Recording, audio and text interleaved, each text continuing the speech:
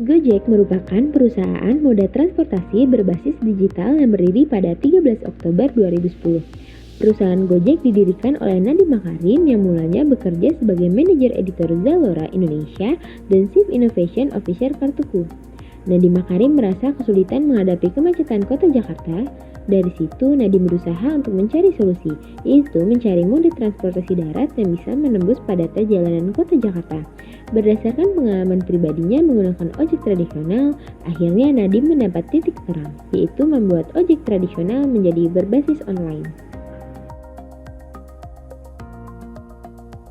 Gojek Indonesia mulai beroperasi di Indonesia khususnya DKI Jakarta pada tahun 2010.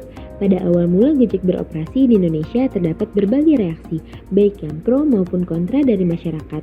Kemudian masyarakat mulai merasa terbantu dengan kehadiran Gojek untuk menembus kemacetan kota Jakarta.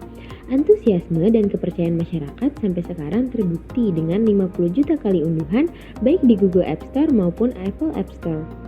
Sebagai perusahaan swasta yang baru berkembang, Gojek sudah menerapkan nilai-nilai berakhlak.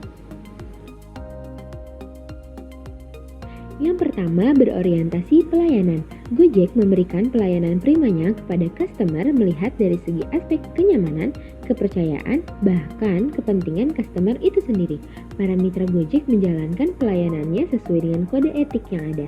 Dengan memberikan layanan prima, mengedepankan kebutuhan customernya, kepuasan yang diterima oleh customer juga Gojek terima dengan fitur pemberian bintang dan ulasan kepada driver Gojek setelah menggunakan layanannya. Selanjutnya, akuntabel. Definisi dari akuntabel sendiri yaitu bertanggung jawab atas kepercayaan yang diberikan. Salah satunya perilaku yaitu jujur. Perilaku jujur dapat diambil dari salah satu driver Gojek yang menemukan sebuah motor yang masih terdapat kunci motornya. Driver tersebut dengan jujur mengembalikan kunci motor kepada pemiliknya dan hal yang didapat sangat luar biasa. Bapak tersebut mendapatkan imbalan dari pemiliknya. Yang berikutnya adalah kompeten. Gojek mengadakan pembelajaran bersama atau yang disebut bengkel belajar mitra. Bersama dengan para drivernya, Gojek memberikan edukasi kembali guna mengembangkan kompetensi para driver atau mitra kerjanya agar dapat terus memberikan pelayanan yang prima kepada customer. Hal ini sangat disambut baik oleh para driver karena pada dasar dirinya hal ini sangat bermanfaat guna mengembangkan kompetensi diri yang ada. Selanjutnya, kolaboratif dan harmonis. Salah satu bentuk kerjasama Gojek dengan Pemprov DKI dan Jakarta Smart City yaitu dalam memajukan jalanan kuliner kaki. Saat ini, GoFood telah mendaftarkan setidaknya 400 UMKM dengan sertifikat BPOM. Ini juga sebagai salah satu wujud kepedulian Gojek kepada para pelaku UMKM untuk membantu pelaku UMKM memperoleh angka penjualan yang lebih tinggi sehingga dapat meningkatkan pendapatan para pelaku UMKM. Selanjutnya, loyal. Gojek berusaha untuk berpartisipasi aktif dalam membangun negara.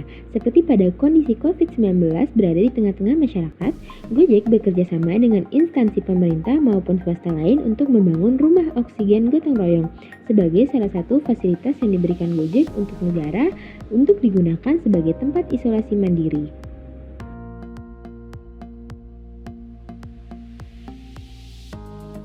Selanjutnya, adaptif. Gojek sebagai salah satu perusahaan berbasis teknologi yang menyediakan jasa transportasi berinovasi beralih ke kendaraan listrik roda 2 sebagai salah satu langkah nyata dalam mewujudkan komitmen berkelanjutan bersama untuk mengurangi emisi karbon.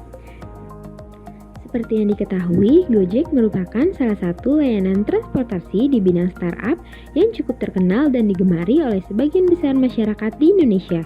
Kualitas pelayanan serta kinerja yang dikembangkan oleh citra perusahaan Gojek perlu kita contoh untuk meningkatkan kualitas diri kita sebagai ASN selaras dengan perkembangan zaman pada masa kini.